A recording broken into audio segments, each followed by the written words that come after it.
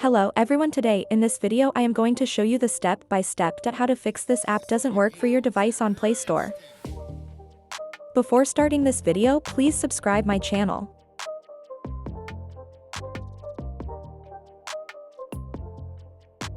First of all, you have to open your mobile phone settings, and here you have to search in the search bar App Management.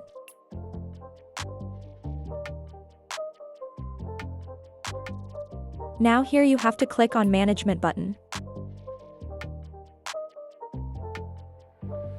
After that you have to click on App Settings.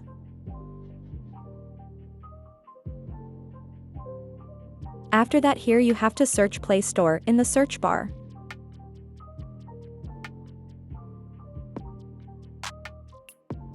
Now here you have to click on your Play Store.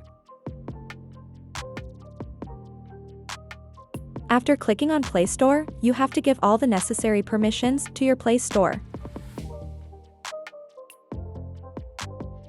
Here you click on Storage and Cache. Now click on Clear Cache in the right corner.